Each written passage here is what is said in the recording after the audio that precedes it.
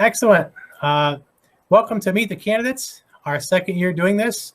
The Fort Edward Education wants to let the public hear from the individuals running for the school board this year. We just went through the outline of the event, so I'm going to stop sharing that at this time, and I'll provide some information on how to submit a question if you'd like to a little bit later on for anybody who joins late, but I did share that ahead of time. I'd like to start with the official hat of tonight's event would be the Fort Edward football hat. As you can see, there are no names in there now, but I'm going to put in, and you probably can't see this, but I'll do that. I'm going to put John, Elaine, and Amanda into the hat. We'll shake them up. And we're going to see who gets to go first. Who's the lucky person? So going first will be John. Shake again. Going second to start will be Elaine. And then obviously the last name coming out is Amanda. I just need a second to write those down so I don't lose track. And then we'll get started.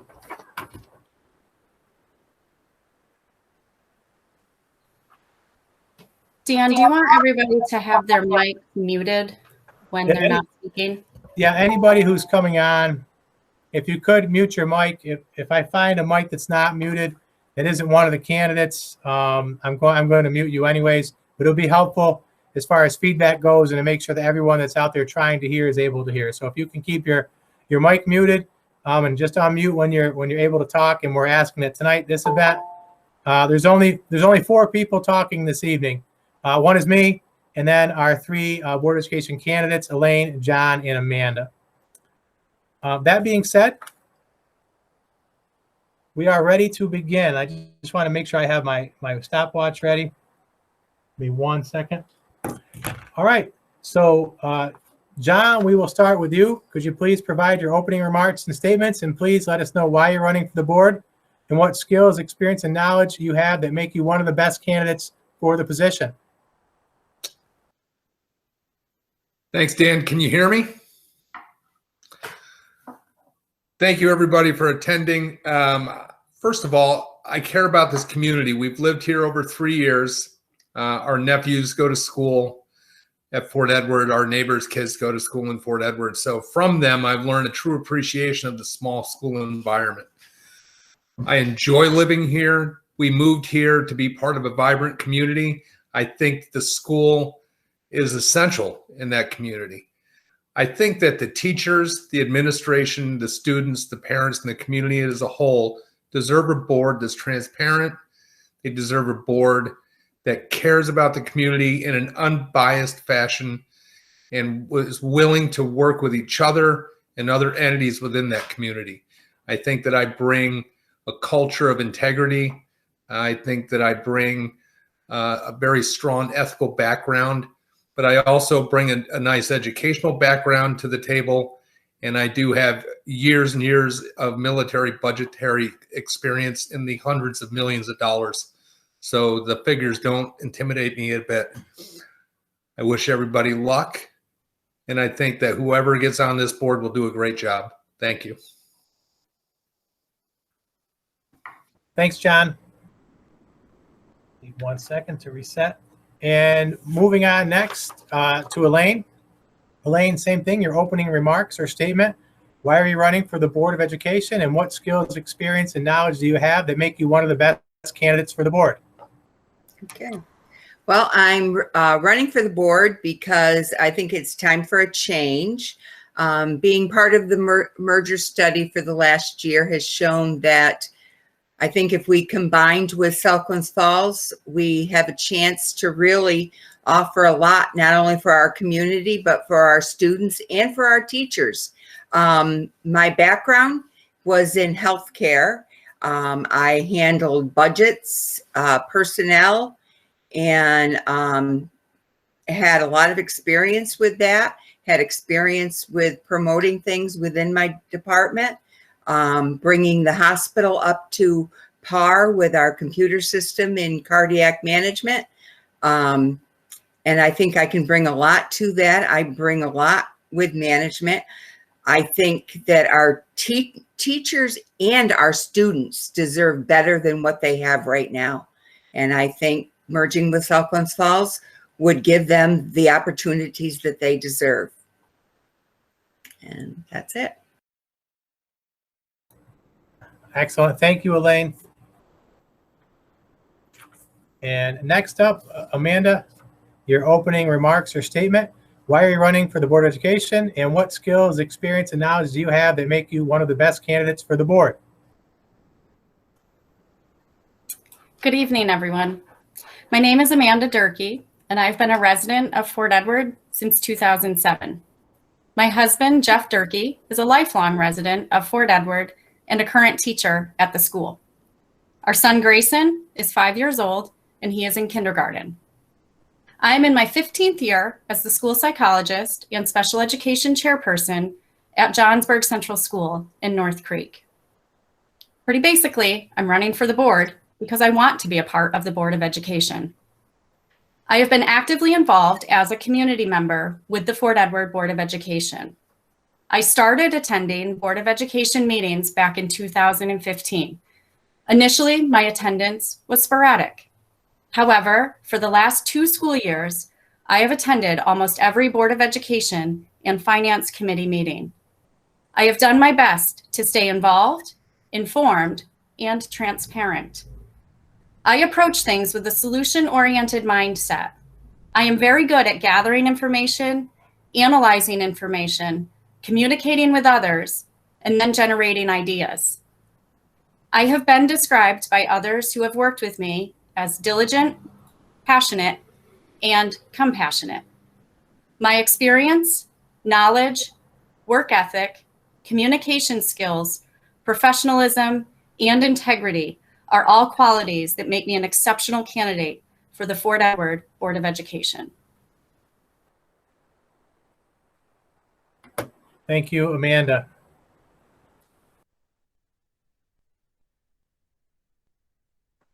And next, we'll go into the question response. Again, there was 5 central questions developed by the board based on the community survey.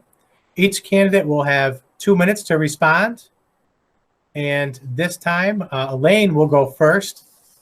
Elaine, the first question is, what can you do differently than the current board to sustain, at a minimum, the current level of educational opportunities at Fort Edward? And that one comes directly from our community survey.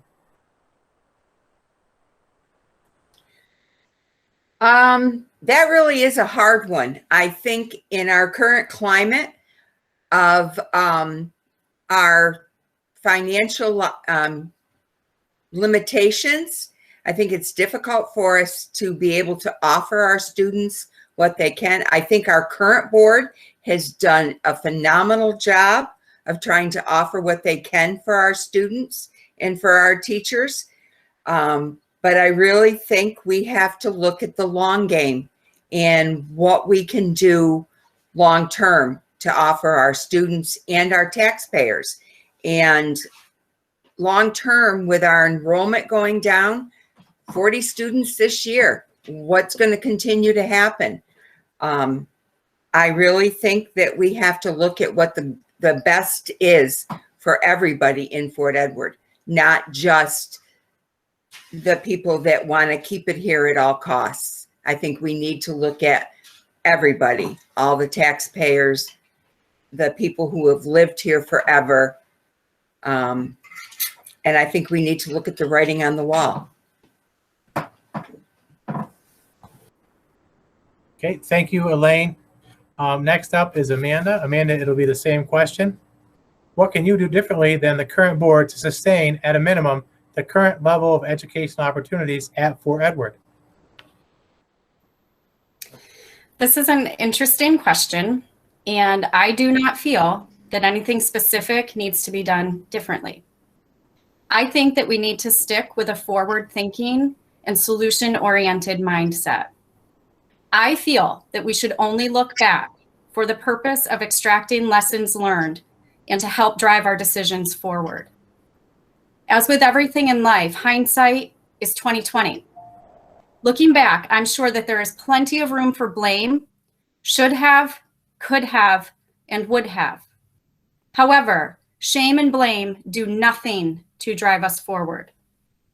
I feel very strongly that we need to continue to brush ourselves off, put our pieces back together, and move forward for our students, district, and community. A year ago, our financial hardship hit its peak due to the required payment to the county for the dewatering facility tax purposes. That payment was for $1.7 million. You cannot pay out approximately 10% of your budget in one lump sum and not have to piece yourself back together. Throughout the course of this school year, our business official, our superintendent, our Board of Education, and our district as a whole has propelled our ship forward out of financial crisis. They have worked hard to reestablish financial stability, both short-term and long-term, and I am proud of what the district has accomplished over the course of this year. Moving forward, I think that the main thing that the Board of Education and other community entities need to do is communicate. Communication leads to education. Education leads to knowledge. And I'm sure that everyone has heard this line before, knowledge is power. Let's continue to communicate so we can educate and empower our students, our district, and our community. Thank you, Amanda. Moving on to John. John, you get to go last on this one. What can you do differently than the current board to sustain, at a minimum, the current level of educational opportunities at Fort Edward? Well, those are tough to follow. But I think that both Amanda and Elaine had great answers. I can only say this. I think that we need to continue to cultivate a culture of cooperation between the school, the community, and the town. I think that by doing that, we can only work to grow this community. When I first moved here, people told me that that school was a huge part of the community, and that community was tied to the school in no uncertain terms. It was not separate. So we've lived in big cities and we've lived in small towns. I didn't believe it, to be quite honest with you, but I do now. And I see how that school does affect this community and vice versa. We need to work together. I think that the board, the administration, and the students and parents have done a great job hanging in there. We just need to keep hanging in there. We need to be committed to excellence. We need to work with our community members to build a community. We have wonderful teachers. We have wonderful programs. There's plenty of small schools in New York State that are very successful that have been in the position that we're in. There's absolutely no reason without hard work, fiscal responsibility, and community involvement that we cannot get back to where we need to be as a Fort Edward. Thanks. Thank you, John. Let's see, moving on. So this time Amanda gets to go first. This would be question 2 of the prepared questions. What are your thoughts about the possible annexation to Southlands Falls? If you are elected to the board, how will you ensure that you will approach discussion and decision-making concerning the annexation with an open mind? I am hesitant to talk too much about this at the forum tonight, and my hesitation is for one main reason, and that's timing. I feel that our focus right now needs to be on the budget vote that is occurring next week on Tuesday, the 18th, from 12 to 8. The budget vote and the annexation are two completely separate things. And the more that we talk about them at the same time, the more that things get lost in translation and meshed together. I also feel that to discuss the annexation study too much at this time is putting the cart before the horse. The study is still in process, and there are steps that still need to be completed.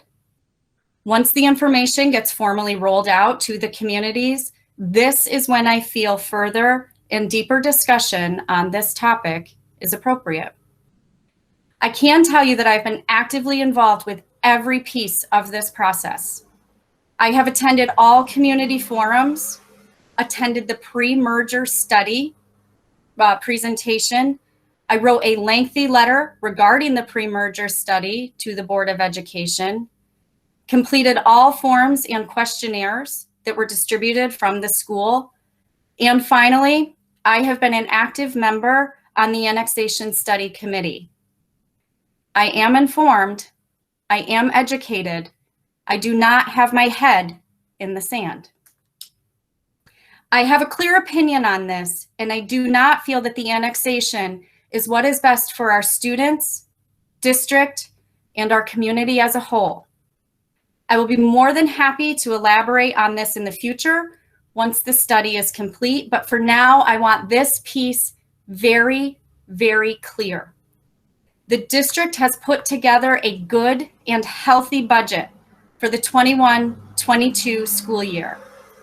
It is my hope that our school budget will pass, because regardless of what happens with this annexation, we still have a district to run for at least one more year.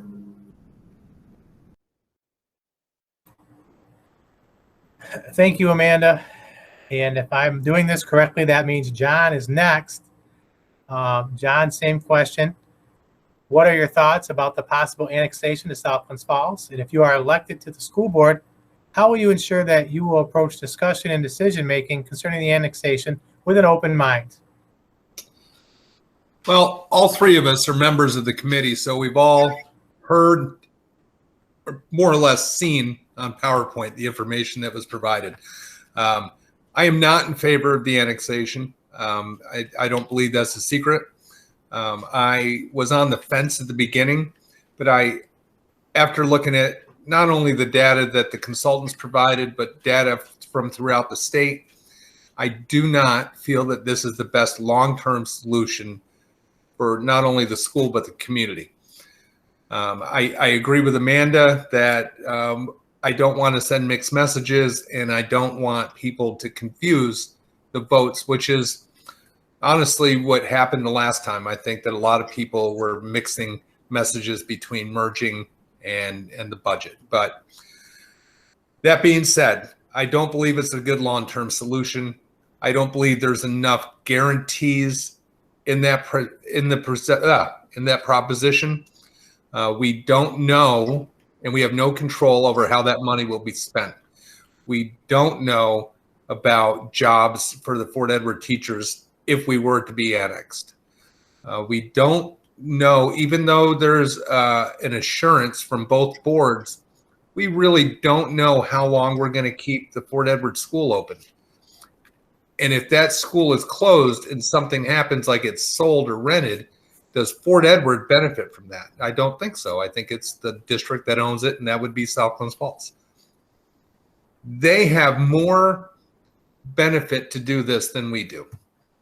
We really, and I understand that as a pro, yes, the kids get more available options, but are they really getting a better education? I don't believe that our kids are poorly educated.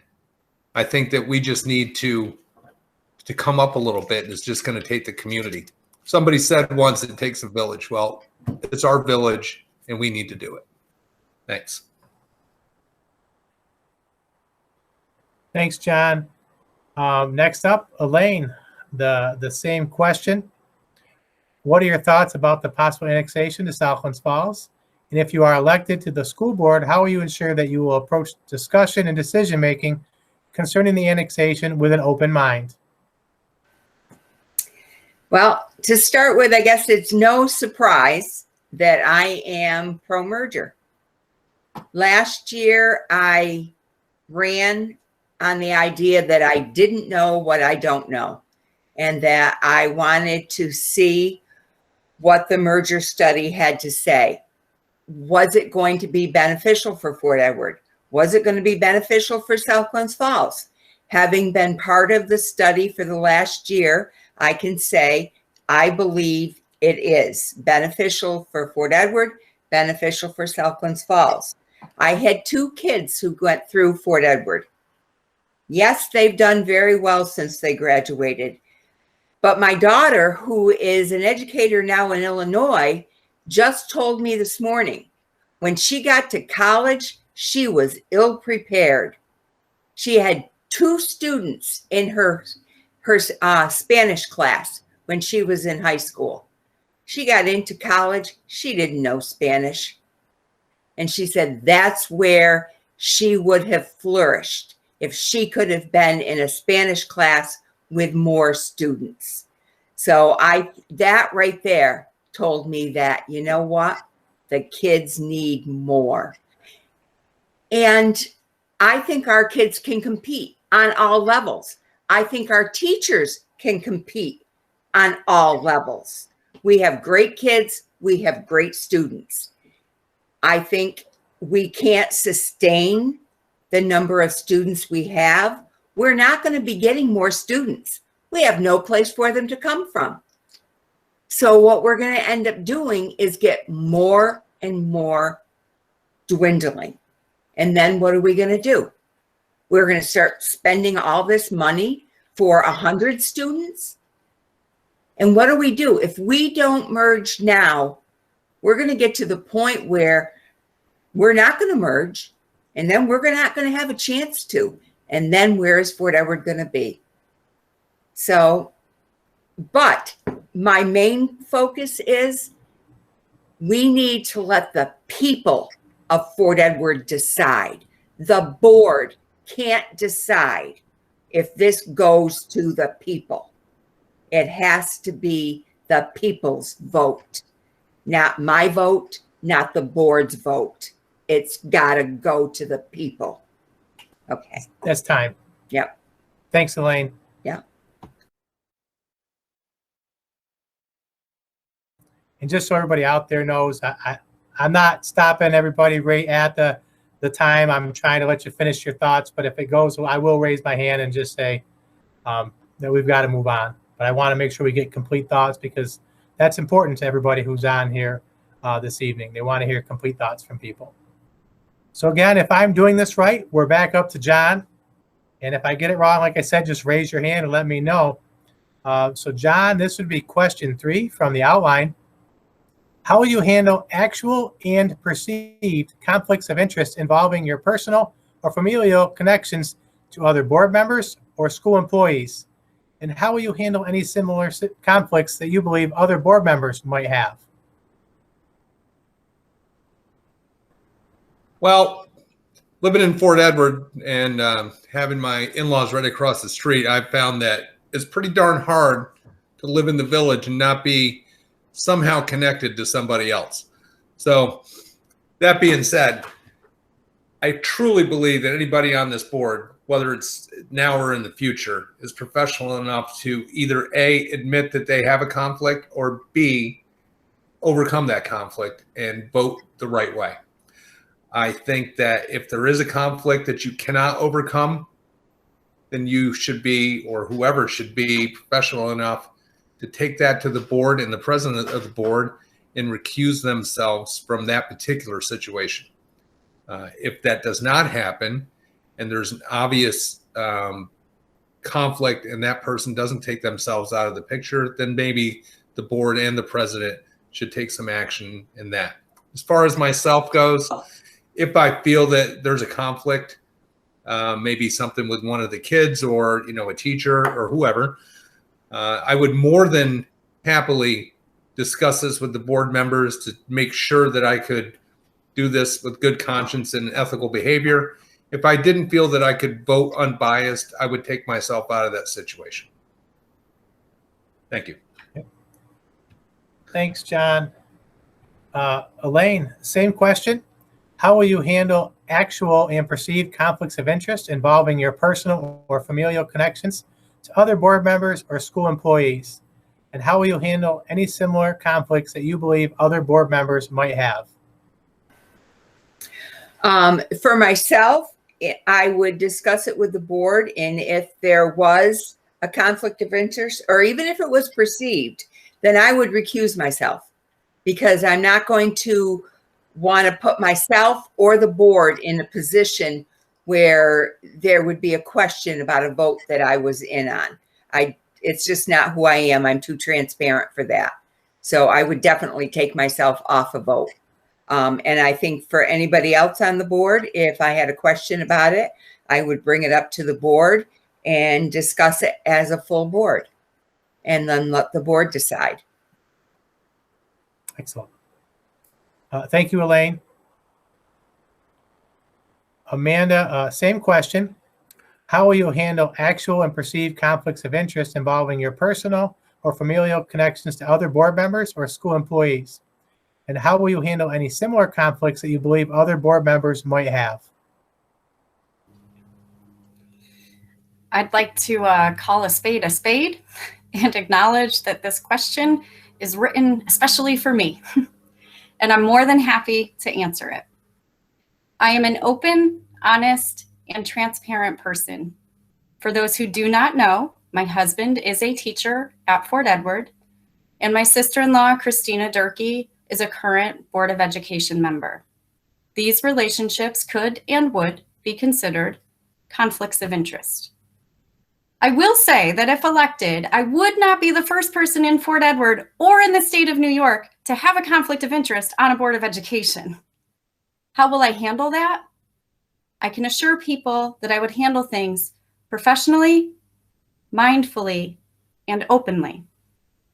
I would like to dive deeper into this question because I think it is important, and I think within this question there are several layers. Here is the easy layer to this question and what I know. If there is a vote that is occurring that would be considered a conflict of interest or not appropriate for me to vote on, I would abstain from that vote. Beyond that easy layer, I need further education with regards to expectations and protocols when encountering conflicts of interest. If elected to the Board of Education, there will be a new Board of Education member training that I will attend. I'm sure that a topic such as this would be covered in discussion or in the materials that we will receive. And I am sure that there are suggested protocols to follow. Once I have the guidelines about what to do if there's a conflict of interest, I would ask questions if I was still unsure. I would never willfully put myself or the district in a position where my own or the district's integrity or decision-making could be questioned. I do feel that my professional awareness, integrity, and experience far outweighs any conflict of interest that I have. If I did not truly believe this, I would not be running for this board seat. I have thought long and hard about this decision, and I feel that I am capable of effectively carrying out all of the responsibilities of this position.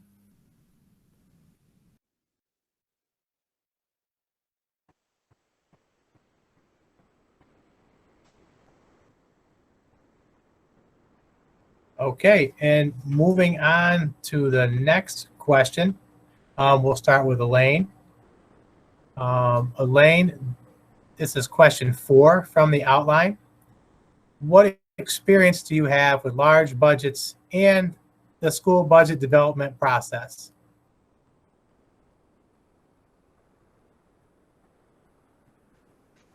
Well, as I previously stated, I handled the budget for the EKG department at Glens Falls Hospital. So my budget there was approximately not as big as a school, obviously. My budget was probably only between $150,000 and $200,000. But I also handled all the purchasing for the hospital and outlying clinics for their EKG machines and cardiac equipment. And I also implemented their cardiac computer management system throughout the hospital. And that included with ambulances and the emergency room and things like that. So I do have quite an extensive background with budgets and with purchasing and things. Obviously, as far as the school goes, it would be a learning curve, because I'm one of these people that if I don't know something, then I'm going to sit back and I'm going to learn from the people who already know. I'm not somebody who is just going to jump out there and say, oh, I know how to do this. Because if I don't, then I want to learn the best way. So I'm going to listen to the people that are on the board and who have been doing this for a while. Thank you. Next up, Amanda, the same question. What experience do you have with large budgets and the school budget development process? I do not have any direct day-to-day experience with large budgets. That is not something that is part of my professional capacity or my personal life. My experience with school budget development is what I would consider acceptable. It's not my strongest quality, but I certainly am not uninformed either. For 15 years, I have heard about Johnsburg Central School budget development and presentations. In that district, we have weathered some uncertain times, so I have experienced budget struggles through that avenue of my life as well. With regards to Fort Edward, like I stated earlier, I have attended most Board of Education and Finance Committee meetings over the course of the last 2 school years. I have notes from all of these meetings, and I have these notes nicely organized in chronological order in binders. I am extremely diligent and organized with my documentation, which helps tremendously for my own processing of information. I also think that it is important to note that the intricacies of a school budget are truly best overseen and managed by the business official, as this is their job and their area of expertise. I would like to share that I have been very impressed with our business official, Charlene. She explains things very well when she presents information, and I have learned a tremendous amount from her in attending meetings where she has spoken. I look forward to continuing, like Elaine had said as well, learning more and continuing to grow in this area. Thank you. And then John, same question. What experience do you have with large budgets and the school budget development process? Thank you. As far as large budgets go, before I retired from the military, I was stationed at a training command, and we had 5 separate schools. One of those schools was a predominantly academic arena where we had military members going from enlisted to commissioning programs. So each one of those schools that I was involved with had millions of dollars in budgetary funds. As far as civilian staff and contractors and buildings, building construction. When the war happened at the beginning, I was on a focus group that we were tasked with trimming $323 million from the Navy's training budget, which we did at our command without firing one person and without reducing anybody outside of retirement or natural attrition. So yes, I have been involved with budgets anywhere from the hundreds of thousands to the hundreds of millions of dollars throughout my career, both in and out of the military. The numbers don't scare me. I'm not an accountant. I don't want to be an accountant, and Charlene can surely keep her job because I definitely don't want that either. But I do know my way around finances. So I could easily adapt and understand what's going on with our budgetary funds. Thanks. Thanks, John. Just need a second here. So we're going to move on to our last of the pre-written questions. So before we do that, I just want to take a moment to explain to everybody who's watching out there how to submit a question for the open question period. That way, while we're finishing up this, they're building my list to choose from to move forward in the program, so we don't have a delay there. So I want to take just a few minutes. So anyone on the outside who's looking to ask a question, we're doing that through a link that you can find on our school website, and I'm going to show that right now. And I'm going to enable it right now so that I can get responses on one of my screens here. And so if you are looking to submit a question, if you go out to our website and you click on this orange link right here that says submit potential questions for the Meet the Board of Education Candidates event, that's what you would click on. When you click on it, it is going to bring you to a survey that looks like this. And as I said at the beginning of the show, it looks like a lot of surveys that come out from the school. It has some information at the top for you to read. In order to submit a question this evening, you do have to provide your first and last name. You have to tell me which candidate, or candidates, or all candidates you'd like to have the question directed to, and your affiliation with Fort Edward. And then the last step is to type your question in. Certainly any questions that are derogatory or inappropriate will not be used. I also want to be perfectly transparent. We do have a timed event this evening. Likely we will not get to all questions if there are many questions in there, but we do hope to ask an additional 2 or 3 questions of each candidate. So that is open. So people are free to put questions in there. I do hope you'll listen to the response of the last question that we're going to have from the pre-written questions, and we'll continue on from there. So Amanda, coming to you. Many families in our community are hopeful for a full reopening of our school next fall. What do you feel are the key items that must be considered in preparing and implementing a full reopening? This one is really short and sweet for me. I could have talked much longer about questions 1, 2, and 3, and I really had to hack away at my original responses to stay within a time frame. I think that it's everyone's hope that school districts can operate much more normal for the 21-22 school year. And I'm cautiously optimistic that that will be the reality for us. I don't know how much of a say we as the Board of Education will have with regards to this. Department of Health and New York State Education Department truly drive that ship. Once there is clear guidance and guidelines from those entities, then everyone across the state, the region, and the county can plan accordingly. Beyond that, I don't have much else for that piece.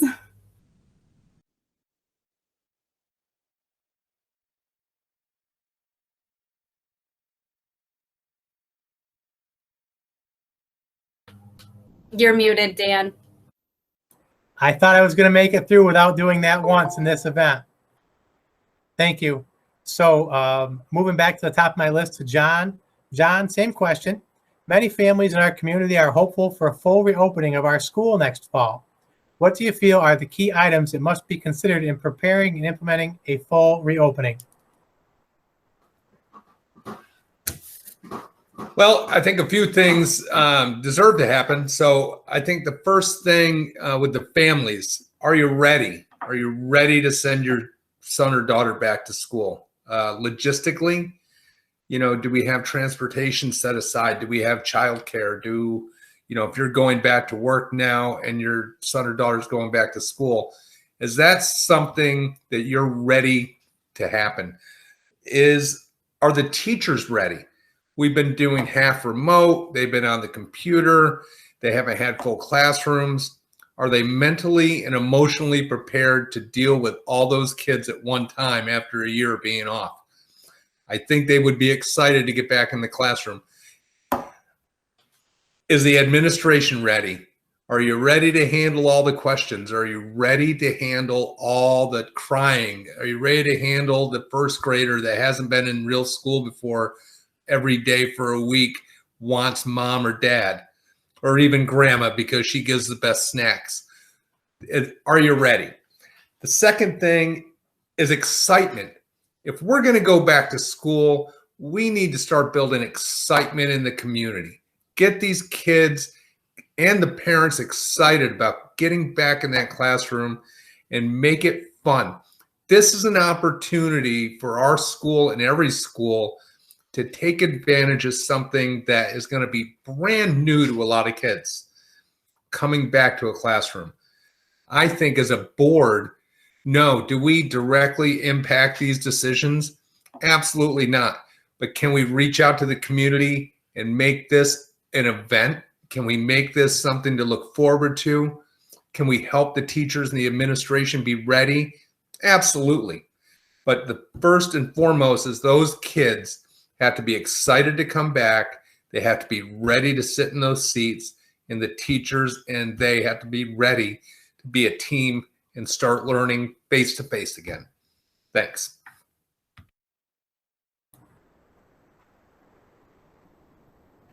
Thanks, John.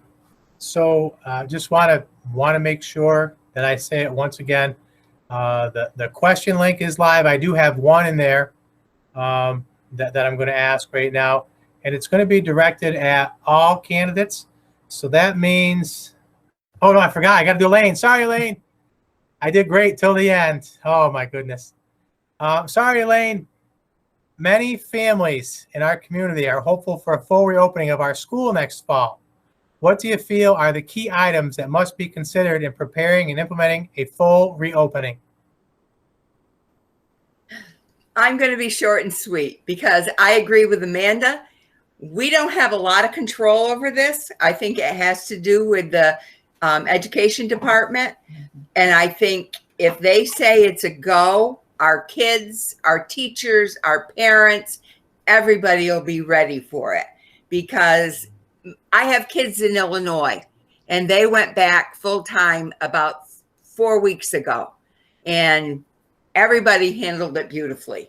So I think come September, our kids will be back in school full time, and everything will work out with no problem. We'll be good to go. Thank you, Elaine, and I do apologize for my That's okay. I was thinking about what John had said about all the crying. I do know I've done a considerable amount of crying here this year, so I don't know if he was talking about the people who work here or the kids coming back. But we will move on.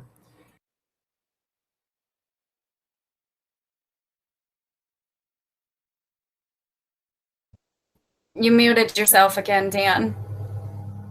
So I would be back to the top with John, and I have a question. The question is coming from Chris Boucher. He's asking for the question to be answered by all candidates. And I believe everybody on this call probably knows who Chris is, but he did put in and filled it in his affiliation. He's a 46-year resident of Fort Edward. So now we know how old Chris is. And here is the question, and thanks to Chris for putting it in there. So to you first, John, how familiar are you with the demographics and the needs of our current students and their families?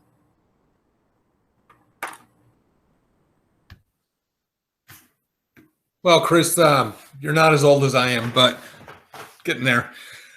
I'm not overly familiar with the demographics as far as actual data and numbers. However, I do know what kind of situation my neighborhood lives in, and I want to say that I don't see anybody that's extremely wealthy in Fort Edward as far as, a mansion, and I don't see anybody that's, not. But I think that we're a typical middle-class community that deserves the best care.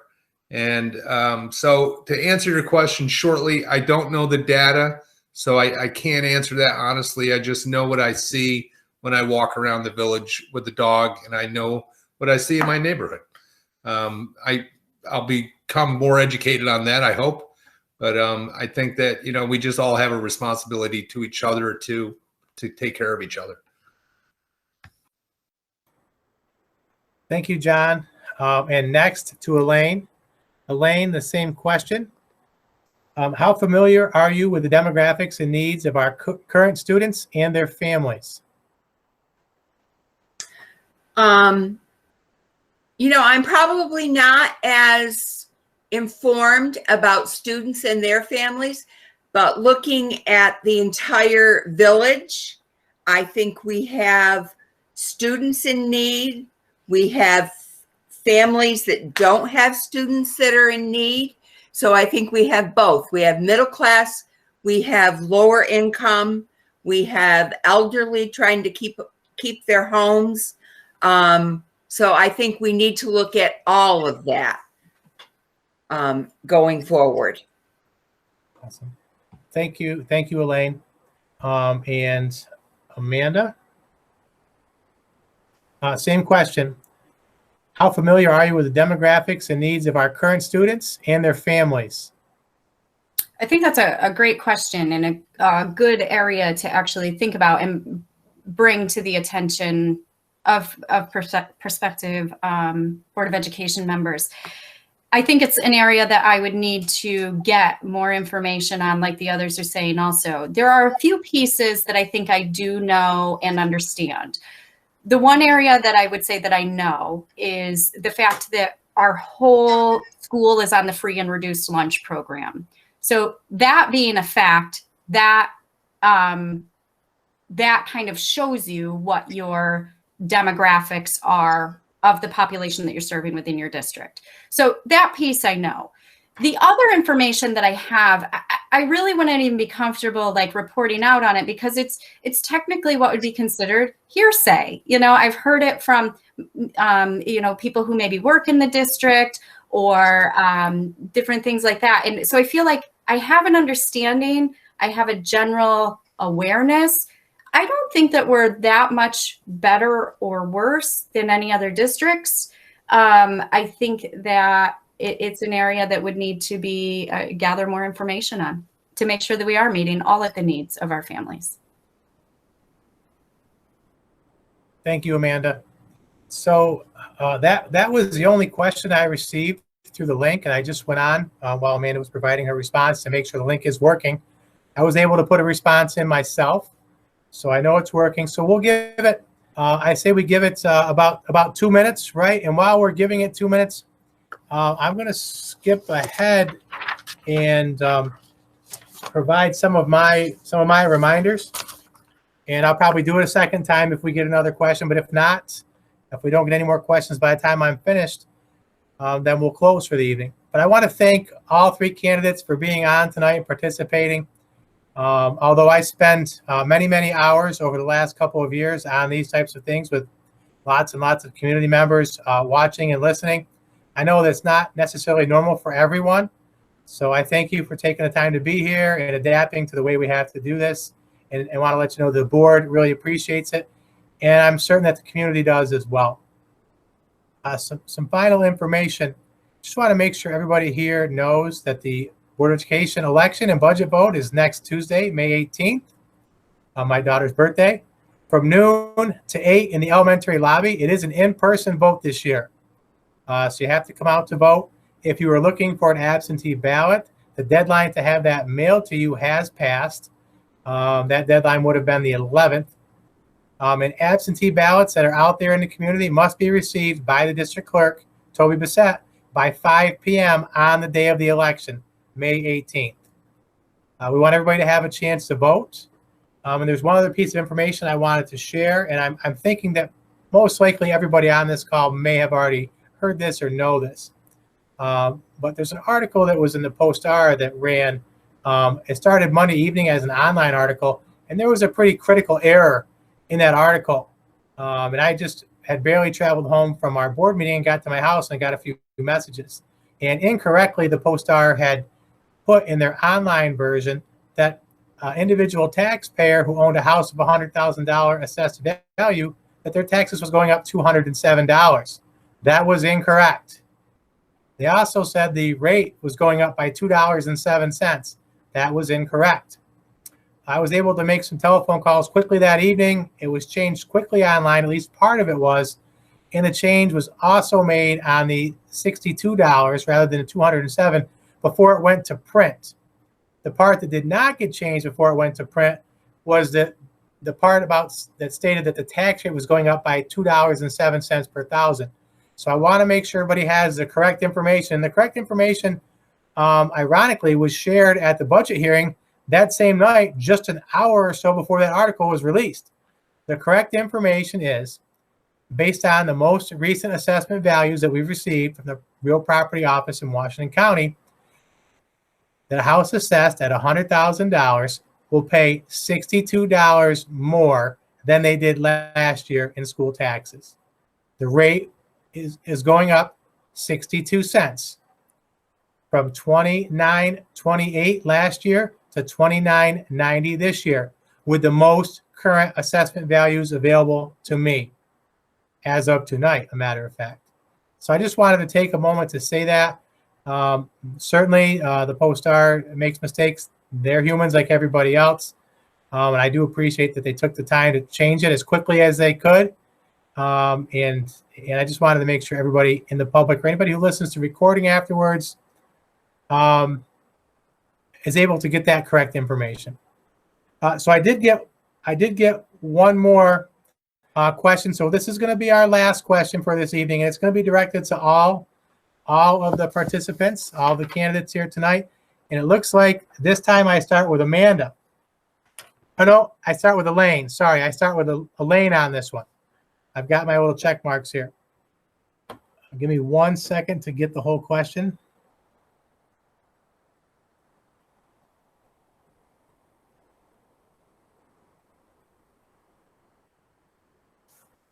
Okay, Elaine, to you first. And I realize that this you're going to have probably a pretty quick answer to this. If you are against the idea of a potential merger, what is your solution to our continued financial problem? And what will happen if we don't merge and our financial problems continue? And I can repeat it if you want me to, since it's a quick question. Yeah, I'm for the merger. And I think if we don't merge, then we are going to continue to go down that slippery slope. And I think we're going to continue to have these, because we look at, so last year we paid $29.28 per 1,000. And this year we're paying $29.90. Really? So we're going up, up, up again. And I am one of the few retired people. My husband and I, we can pay this. But you know what? There's a lot of people in this village that can't. And that's who I am running for. I'm running for the kids. I'm running for the people, but I'm running for the taxpayers. Thank you, Elaine. Next to Amanda, it's going to be the same question, and I'll read it again. If you are against the idea of a potential merger, what is your solution to our continued financial problem? And what will happen if we don't merge and our financial problems continue? So I'd like to clarify with regards to continued financial problem, because what I had stated earlier is information that I have gathered from being at the Board of Education meetings and the Finance Committee meetings. Last year, the bomb went off, which was that $1.7 million that needed to be paid back. That was a big deal.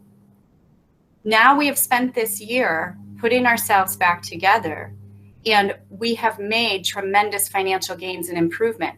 And I can't remember which meeting it was, if it was the Finance Committee meeting earlier this month or the Board of Education meeting, but Charlene stated that by June, we will be out of financial stress. That is huge. That is remarkable. That is noteworthy. So my answer to that question is we just keep putting one foot in front of the other. We just keep looking at the big picture. Charlene is working on 5-year plans. Charlene is working on putting pieces together as best she can with what we have. She's doing a phenomenal job. I think we have to be patient in the process. I think we need the gift of time. I think we're going to be okay. Thank you, Amanda. And last, back to the one we started with, John. You'll get to have our last response for tonight. So I'll read the question again. If you are against the idea of a potential merger, what is your solution to our continued financial problem? And what will happen if we don't merge and our financial problems continue? I can only agree with Amanda about the financial status of the district, which she is definitely correct. So we did have the bombshell, absolutely right. We could have used reserved unrestricted funds this year to lessen the load. And sure, it would have looked great. But what happens after that? We need to stop looking at short-term solutions to solve a long-term problem. The only way to solve this problem, and it's not a problem, it's an issue, is we need to come together as a community. We need to support each other. We need to create business downtown. This is going to bring people in. We need to make Fort Edward attractive for people to move to. We need to make areas of this city or the village attractive for businesses to come into, to create employment, to create revenue. Is it going to happen overnight? Absolutely not. Absolutely not. But it will happen. It will, with perseverance and our nose to the grindstone, fiscal responsibility at the board and school level, fiscal responsibility at the village level, and a cooperation between the three. Am I for the annexation? No, I'm not. I don't feel it's the solution. And as I stated before, there's no real guarantees with this. That money can be spent however that board decides to spend it. And let's face it, a board term is 5 years. The board that you're looking at right now may not be the board going forward. I think it's a soft way to do it. I think it's a short-sighted way to do it. We need to be in this for the long haul. We need to be in this for the long term. Let's not be defeatist. Let's be cautiously optimistic and do the right thing. Thank you. Thanks, John, for your comments. And again, one last thank you for everybody who participated tonight, and also for everybody who came out and got online to hear or see the event. We truly do appreciate it. And speaking for the board, thank you so much. We certainly hope that you'll come out and support our school budget, and you'll vote for the candidates who you feel meet the needs of our school district the best moving forward. Are you going to do our closing remarks, Dan? We did have closing remarks. Are you getting to that? I'm sorry. I thought you were wrapping up. Sorry. No, I'm getting there. Don't worry. I'm good, because we're going to do it and then we'll be done. You broke my rhythm. So I'll have to close again, but here we go. Moving back to the outline. The last piece tonight. Each candidate has 1 minute to make closing remarks. And since Elaine went first on that last question, that means, Amanda, you'll be first with closing remarks. So when you're ready, you have 1 minute. Sorry, I cut you off, Dan. I saw That's people okay. leaving, so I thought I thought you were wrapping up. I want to say, bottom line, I love this community. The school, the village, the town, the people. I'm technically a transplant to this community, but the amount of love, passion, and compassion that I have for this community as a whole is immeasurable. If elected to the Board of Education, I would continue to encourage people to look forward. I would encourage people to be solution-oriented instead of problem-oriented. I would encourage all of us to continue working the problems and not allow the problems to work us. We need to continue to proceed with open communication, determination, grit, and knowledge. Our students, district, and community as a whole are worth every ounce of time, energy, and effort that I have already dedicated. And they will be worth every ounce of those things that I will dedicate in the future. We are Fort Edward. We are worth it. We will persevere. Thanks, Amanda. Moving on next to, so I go back to the top, right? Moving on next to John.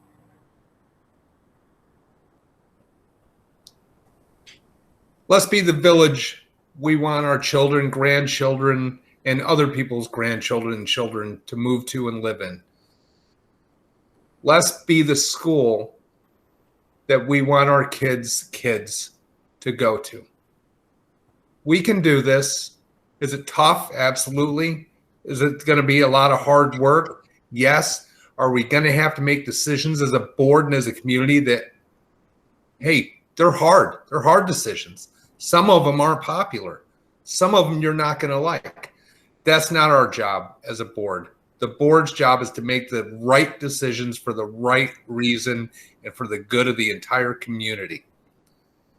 You may not like it, but you'll appreciate it in the long run. I promise you that whoever gets these board seats, whether it's Amanda, Elaine, or myself, will work hard for you.